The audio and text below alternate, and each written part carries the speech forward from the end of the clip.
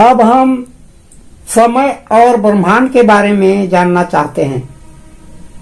समय कब शुरू हुआ, कब तक चलेगा और कब खत्म होगा, इसे कोई नहीं जानता।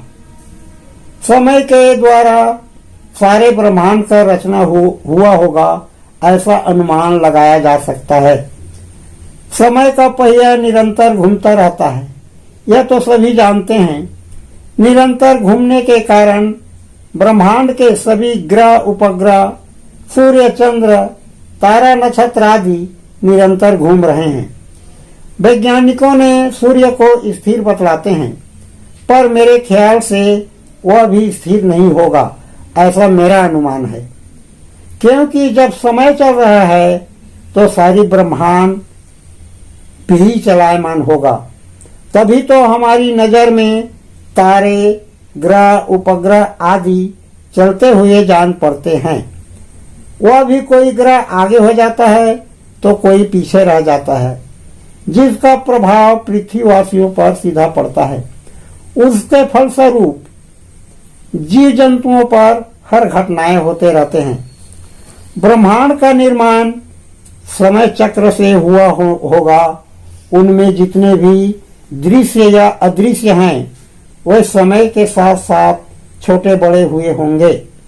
जिस गति से समय चलता है, उसी गति से सारे ब्रह्मांड भी गतिशील है। समय कभी भी रुकने वाला नहीं है। ब्रह्मांड के जितने भी तारे, नक्षत्र, ग्रह उपग्रह आदि अपनी गुरुत्वाकर्षण से एक दूसरे पर दूरी बनाए हुए घूम रहे हैं। यदि गुरुत्वाकर्षण नहीं होता तो एक दूसरे पर टक्कर हो जाता और ब्रह्मांड के कई ग्रह उपग्रहों का क्षति हो जाता। हमने कई उल्का पिंडों को गिरते या उड़ते हुए देखा है।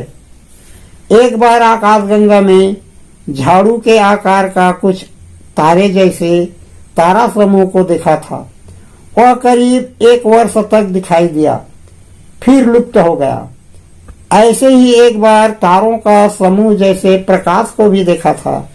इन चीजों को मैं नहीं और बहुत से लोगों ने देखे थे और अपनी बुद्धि के अनुसार अटकलें भी किया करते थे। न जाने उस वर्ष भारी अकाल भी पड़ गया था। लोग दाने दाने के लिए तरस गए थे। हम देखते हैं कि ब्रह्मांड के कुछ तारे ऐसे हैं जो कुछ समय तक मौजूद रहकर विनाश हो जाता है। यह कि समय के साथ ब्रह्मांड का रचना अपने आप हुआ और अपने आप खत्म हो जाएगा। ब्रह्मांड के निर्माण में किसी का हाथ नहीं है। हमने अपने अवलोकन में कुछ पत्थरों को बढ़ते हुए देखा है।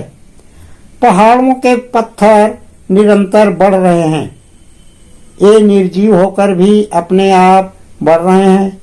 इससे यह अनुमान लगाया जा सकता है कि पूरे ब्रह्मांड के जितने ग्रह, उपग्रह, तारे आदि हैं, वे अपने आप सृजन होकर घूम रहे हैं। समय चक्र रात से दिन या दिन से रात हरदम होता रहता है। उसी प्रकार रविवार से फिर रविवार तक घूमता है। यह मौसम गर्मी से वर्षा, फिर ऋतु, ठंड ऋतु से फिर गर्मी ऋतु आते रहते हैं। यह क्रम हमेशा से चलते आ रहे।